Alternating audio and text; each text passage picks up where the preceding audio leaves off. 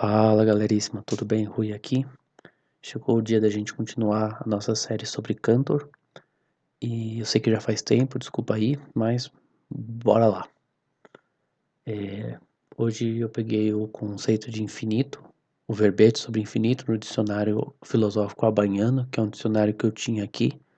Eu achei interessante, então eu vou ler aqui a parte do infinito matemático. Então ele fala infinito. Este termo tem os seguintes significados principais, entre os quais existem algumas semelhanças. Primeiro, infinito matemático, que é a disposição ou qualidade de uma grandeza. Segundo, teológico, que é a não limitação da potência. E terceiro, metafísico, que é a não completude. Então, esses dois últimos eu não sei direito o que é, não interessa tanto pra gente. E talvez eu dê uma olhada e até faça alguns vídeos à parte, se interessar vocês. Então, vamos lá. Primeiro, a concepção matemática do infinito elaborou dois conceitos diferentes. Primeiro, potencial, como limite de certas operações sobre grandezas, e B, o atual, como uma espécie particular de grandeza. Então, vamos ler de novo. Potencial é o limite de certas operações sobre grandezas. Então, quer dizer, um limite.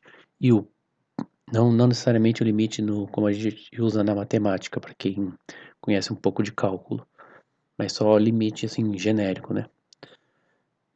E o atual é uma espécie particular de grandeza. Quer dizer, ele é como se fosse um número, mais ou menos.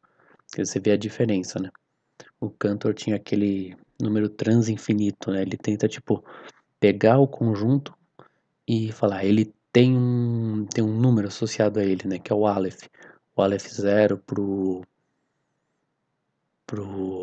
conjunto dos naturais, né? E o Aleph 1 para os reais, se eu não me engano. Então vamos lá.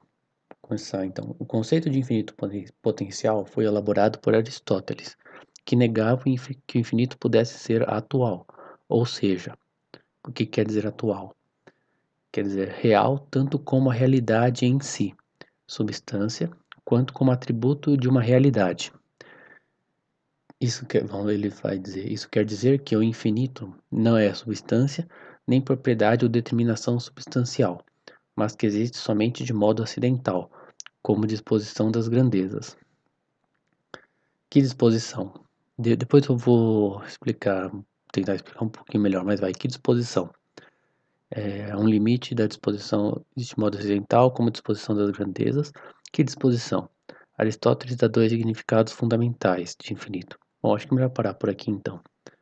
Então quer dizer, se você conhece um pouco bem pouco mesmo, porque eu também não conheço muito de Aristóteles, mas se você pegar as coisas, existem coisas que existem em si mesmas, existem coisas que existem como atributo dos outros. Então, por exemplo, se você pegar um exemplo que eu gosto, é tipo vizinho.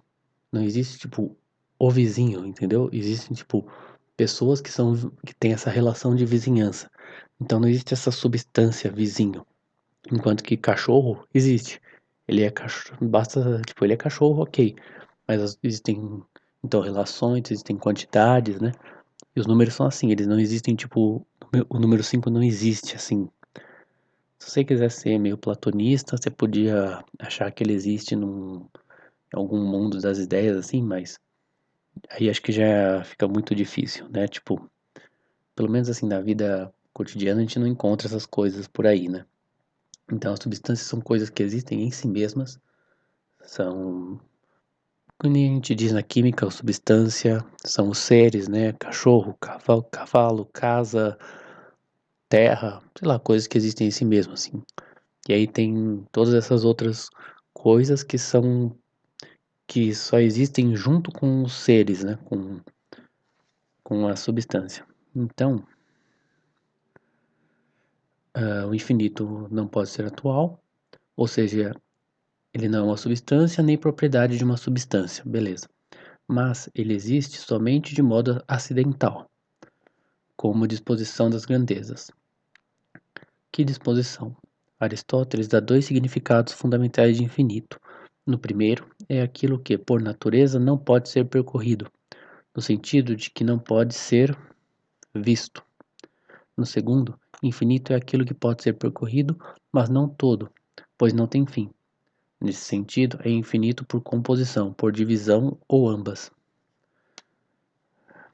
Acho que depois ele explica um pouco melhor. Ora, infinito em sentido matemático é só esse último, infinito que pode ser percorrido, mas nunca de modo exaustivo ou completo.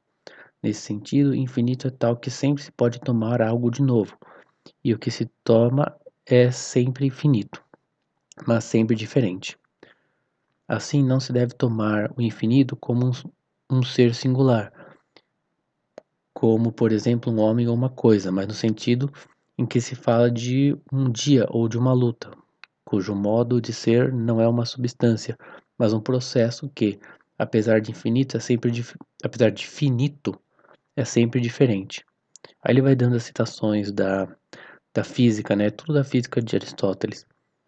Portanto, não é infinito aquilo fora do qual não é nada. Quer dizer, o infinito não quer dizer que está tudo dentro dele, né? Portanto, não é infinito aquilo fora do qual não é nada, como se acredita comumente, mas sim aquilo fora do qual sempre há alguma coisa.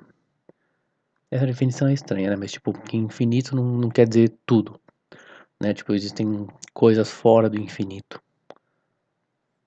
Consequentemente, infinito participa mais do conceito de parte que de todo. Sim, beleza. Esse conceito aristotélico era utilizado por Lucrécio para defender. Bom, ele vai falar de uma coisa que é até meio famosa da flecha, que você atira a flecha, bom, então se ela para, o que que faz ela parar? Então, e com isso você provaria que o espaço é infinito. Eu vou pular isso aqui, tá?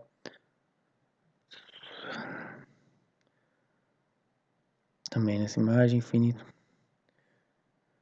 Esse conceito de infinito é essencialmente negativo. Quer dizer, negativo quer dizer negação. Consiste na não exauribilidade, quer dizer, algo que não acaba, de determinações das grandezas submetidas a certas operações, que são a composição e a divisão em partes sempre novas. Quer dizer, tem dois tipos de infinito. Seria tipo, se você pensar, você vai somando coisas, vai sempre colocando mais um, mais um, mais um. Quando que acaba? Tipo, não tem um momento que você chega no número infinito. Então, por isso que ele é uma potência, quer dizer, você sempre pode colocar mais um. Né? Qual que é o limite da soma? Não tem um limite, quer dizer, o limite seria esse infinito, quer dizer, você sempre pode pôr mais um. Você tem o potencial de pôr mais um. Então, seria isso. E o outro infinito é a divisão em partes, que você vai pegando, por exemplo, uma reta, você vai dividindo ela em metade. Você pega uma metade, aí faz metade da metade, quando que isso acaba? Nunca, né? Porque você sempre pode pegar essa parte, dividir no meio, e vai dividindo no meio, então isso também é infinito.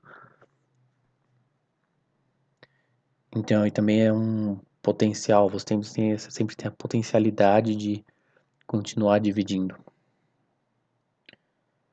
A primeira operação tende ao infinitamente grande, a segunda ao infinitamente pequeno, beleza. Ambas definem o conceito de infinito como inexauribilidade de partes dentro de partes. Numa você vai adicionando partes, né? Na outra você vai criando partes de um todo, mas beleza. Mas assim entendido, o conceito de é obviamente negativo. Isso, para quem conhece um pouco também de filosofia, tipo, é sempre complicado você ter uma definição negativa. Que, por exemplo, se você pensar em quantas coisas cabem no critério de ser uma não pessoa. Tem tipo, desde uma cor, um número, um animal, um planeta, é uma não pessoa, sabe? Então, tipo, é um monte de coisa diferente. Então, infinito, a negação não tem substância. Você coloca um monte de coisa que não tem nada a ver uma com a outra, nesse conceito de não ser uma outra coisa. Então, tipo, é uma péssima definição, assim. É isso que ele está falando. Então, o conceito infinito é obviamente negativo porque é uma inexauribilidade. Você não consegue terminar, você sempre pode pôr mais um. Justamente a esse respeito, Plotino observou que o infinito é aquilo que não pode ser exaurido em termos de grandeza ou de número de suas partes. Beleza, mesma coisa, né? E Kant, do mesmo ponto de vista, dizia: conceito verdadeiro transcendental de infinidade é que a síntese sequencial de unidade na medição de um quanto nunca pode ser acabada. Não sei o que quer dizer. E assim, tá, né? Vou deixar meus preconceitos com Kant de lado. Tudo bem. Não acho que faça muita diferença mesmo. Essa espécie de infinito foi denominada pelos lógicos da Idade Média de infinito sincategoremático, que é o infinito entendido como disposição, não como qualidade.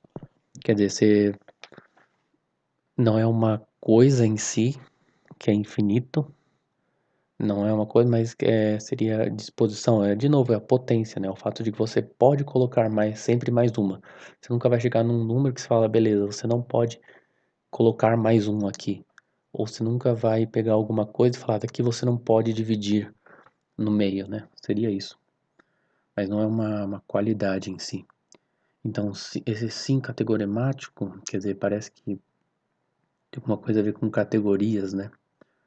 Que, para quem conhece também, de novo, categorias seriam as divisões. Se você pegar todas as coisas do mundo, as categorias seria a primeira maneira de você dividir elas, né? E a substância seria uma, a quantidade outra, assim vai. Mas, deixando para lá, então, isso aí. Entendido? Uh, Os lógicos da Idade Média definiram como um infinito sem categorimático, que é o infinito entendido como disposição, não qualidade de um sujeito, distinto do infinito categorimático, que seria o infinito como qualidade ou substância. E aí ele cita o Pedro Spano na Suma Lógica, acho que ele está falando agora da diferença dessas duas coisas, né? Ele cita o Pedro Spano e o Guilherme de Ockham. Esse mesmo infinito, definido pela matemática no século 18 e da primeira metade do século XIX, mediante o conceito de limite. Aqui eu acho que eles confundem um pouco, mas tudo bem. Definir como substância. Eu não acho que o infinito, que o limite tenha isso, mas vamos lá. Os matemáticos daquela época não lhe atribuíram a posição de tipo de grandeza em si. Ah, beleza, é isso mesmo. Então quer dizer, quando no século XVIII, início do XIX, tinha muita coisa com infinito, mas ainda não era uma grandeza. Gauss dizia em uma carta de 1831: protesto contra o emprego da grandeza infinito como algo completo, emprego que nunca foi admitido em matemática. O infinito é só uma maneira de falar, ele usa o termo francês, façon de parler. A rigor, fala-se de limites, dos quais algumas relações são aproximadas quando se quer, quanto se quer, enquanto outras relações é permitido crescer além de qualquer medida.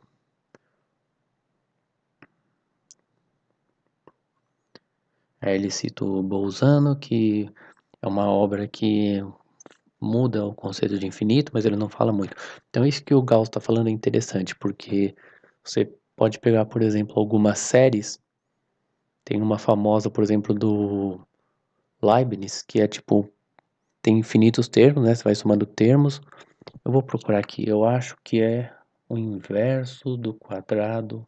Se procurar Leibniz, pi, série. Essa é a fórmula de Leibniz para pi. Isso você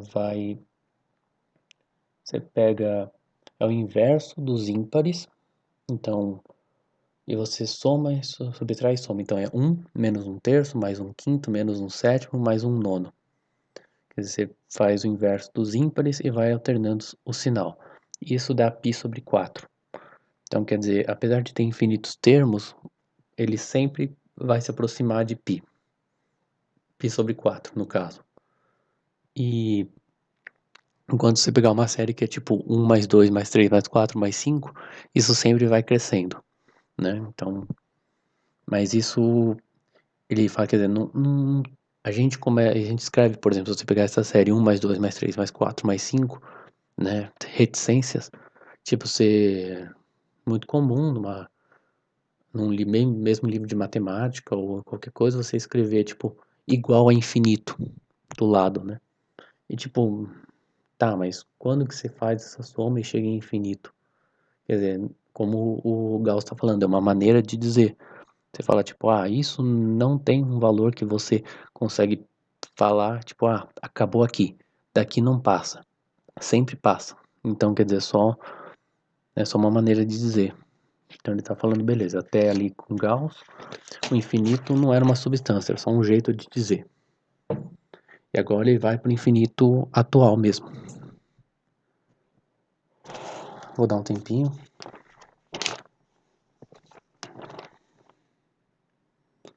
Aí o segundo conceito é o de infinito categoremático, ou menos propriamente se diz atual.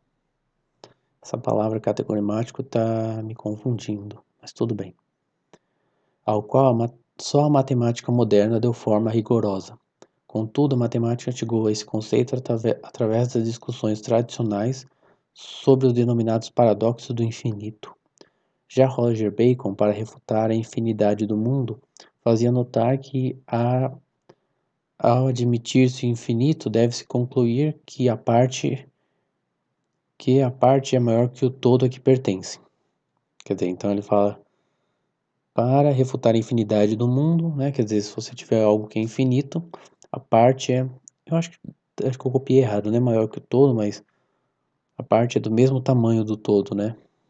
Quer dizer, então ele está mostrando que já se entendia esse paradoxo, né, de você pegar uma parte de algo infinito, ela também é infinita, né? Então, as duas têm o mesmo tamanho, teoricamente. Então ele fala, olha, o Bacon, né, como isso é absurdo, o mundo não pode ser infinito. É bem interessante, se você pensar, né? Argumentos semelhantes foram repetidos frequentemente na escolástica do século XIV, que, no entanto, com Occam, deu a tais argumentos uma resposta que indica o caminho a ser seguido depois pela matemática da segunda metade do XIX. De fato, Occam afirma: não é incompatível que a parte seja igual e não menor que seu todo, porque isso acontece toda vez que uma parte do todo é infinito. Toda vez que uma parte do todo é infinito. Sim, a parte é infinita, o todo também é infinito. Isso também acontece na quantidade descontínua ou em qualquer multiplicidade, em que uma das partes tem unidades não menores que as contidas no todo. É esse que eu não entendi não. Isso também acontece na quantidade.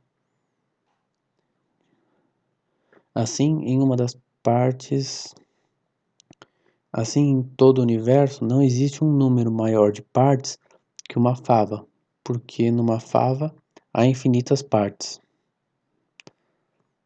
Portanto, o princípio de todo é maior que a parte vale somente para todos compostos de partes integrantes finitas. Tá, beleza. Essa parte ficou difícil, mas beleza. Ele tá mostrando que, tipo, o Occam já tinha pensado a respeito disso, né? Mais ou menos o que o Cantor está dizendo. Essa corajosa limitação do valor de um axioma, que então parecia evidente, não teve seguidores durante muito tempo. O próprio Galileu, para evitar a possibilidade de igualdade entre a parte e o todo, a propósito da relação entre os quadrados e a série natural dos números, afirmou que os atributos igual, maior, menor não têm lugar nos infinitos, mas só nas quantidades finitas. O Galileu, se eu não me engano, ele estava tratando que ele fez a mesma coisa que o Cantor, só que com os quadrados, né? Você, em vez de fazer, sei lá, um número e o seu dobro, e você chega à relação que existem a mesma quantidade de natural e de pares, você faz um número e o seu quadrado. E você vê que existem tantos quadrados perfeitos, né? Quanto existem naturais. Eu acho que o Dedekind também fez algo desse tipo. E o Galileu, eu acho que ele estava trabalhando com do que eu lembro na escola era que tinha. Ele descobriu uma lei que é as leis dos. Ah, não, acho que é essa lei dos ímpares consecutivos, né? Mas ele estava fazendo aquele negócio de. Com aceleração, né? E aí tem o t ao quadrado ali, né? Então, se você soltar o objeto, por exemplo, se eu se eu deixar um objeto caindo 1 segundo, né, isso tem uma relação quadrada, então provavelmente daí que ele acabou chegando a essa questão dos quadrados e dos naturais. Então ele fala, ele dá uma, finge que o problema não tá aí, né, tipo, para infinito não precisa falar se é maior, não faz sentido. Deixando inalterado assim a verdade do pretenso axioma. Este acabaria por ser derrubado, sendo declarado fruto de uma generalização falaz. Aí ele cita ninguém mais, ninguém menos que Bertrand Russell, Principles of Mathematics. Só quando Cantor e Dedekind enunciaram um novo conceito de infinito que consiste em tomar como... Peraí, acho que eu me confundi aqui. Ele cita o Russell, né? E é bem interessante que, tipo, eu não vou explicar muito sobre isso, mas acho que todo mundo já conhece o paradoxo do Russell, ou Russell, né? E eu sempre fiquei pensando, tipo, tá, o paradoxo é se um conjunto dos conjuntos que não são membros de si mesmo, ele é um membro de si mesmo, sim ou não? E aí, se ele é um membro de si mesmo, então ele não é um membro de si mesmo, entendeu? É tipo, é um negócio, você pode procurar aí no Google, mas acho que muitos já conhecem. E, tipo, a questão é, por que que ele assume que é possível um conjunto ser membro de si mesmo? Porque para mim isso obviamente acaba com o princípio da identidade, né? Se ele é membro de si mesmo, ele é maior do que si mesmo e é menor do que si mesmo. Então, tipo, ele é diferente dele mesmo, sabe? Mas tá aí a explicação, né? Você parte dessa ideia de que a parte pode ser do tamanho do todo, aí é possível um conjunto ser membro de si mesmo, e por conclusão você chega no paradoxo de Russell. E aí só quando Cantor e Dedekind enunciaram um novo conceito de infinito, que consiste em tomar como definição de infinito o que até então parecia um paradoxo do próprio infinito, a equivalência da parte do todo. Então fica aí, né? Tipo, você pega uma contradição, quer dizer que a parte é do tamanho do todo. E assim, pode ser que isso seja uma contradição que não tem como escapar, ou pode ser que você seja muito inteligente e você, tipo, dê o chapéu nela, né? Você fala, tipo, não é que isso é uma contradição, é que isso é a definição de infinito. Então, sei lá, pode ser algo genial, pode ser que você vai se ferrar com essa definição. Mas vamos lá.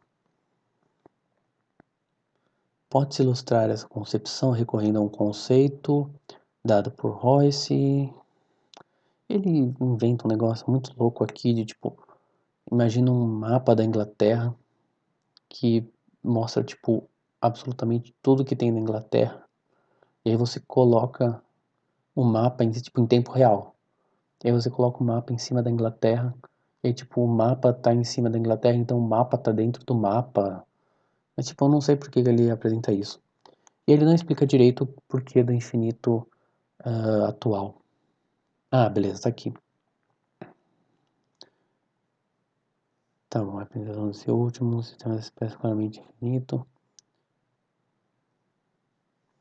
Segundo Cantor, a potência, então ele chama de potência, mas a potência comum entre os quais existe uma correspondência bionívoca é o número cardinal dos dois conjuntos.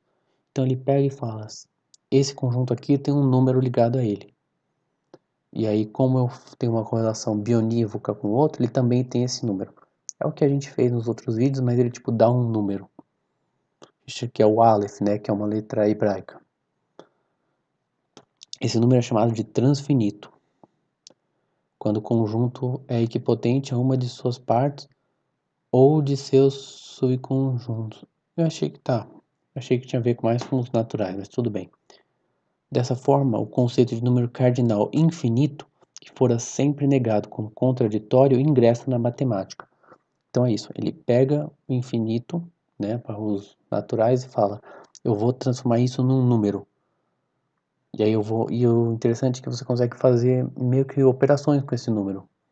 Porque se você pegar um conjunto dos naturais e adicionar um número, você ainda consegue fazer a correlação bionívoca, né? Tem vários vídeos sobre isso, até aquele tem naquele que é infinito e outras coisas estranhas, que tá linkado no outro vídeo, ele faz isso, né? Aí se você adiciona infinitos elementos, né, tipo, você também consegue, você ainda consegue fazer a correlação bionívoca. Então, esse Aleph, que é o número do infinito, mais ele mesmo, né, continua sendo ele mesmo, entendeu?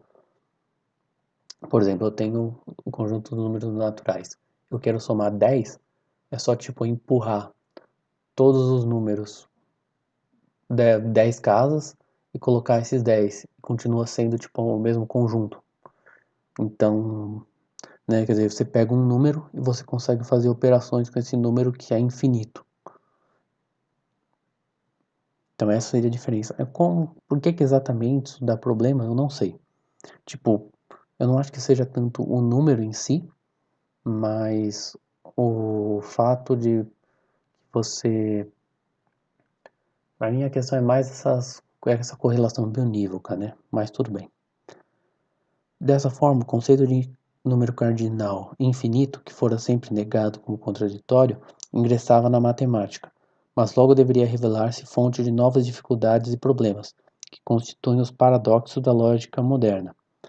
Talvez esteja falando do paradoxo de Russell, não sei, quanto não fossem desconhecidos a lógica antiga.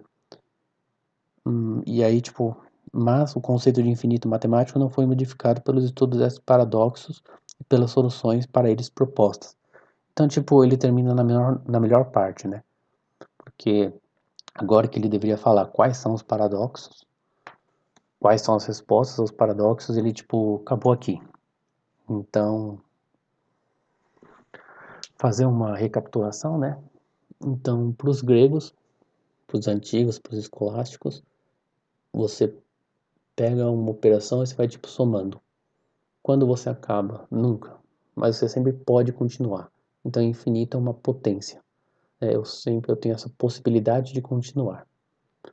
E os matemáticos modernos, eles pegam um conjunto infinito, como o dos naturais, e você atribui um número a ele. Você fala, ele tem um tamanho Aleph. E aí você faz operações com esse número, usando as correlações bionívocas. Então, essa seria a diferença. Quer dizer, ele é atual, ele existe. Você fala, eu tenho esse conjunto dos naturais e ele tem um tamanho que é Aleph. E aí eu consigo trabalhar com esse número. Então, basicamente é isso.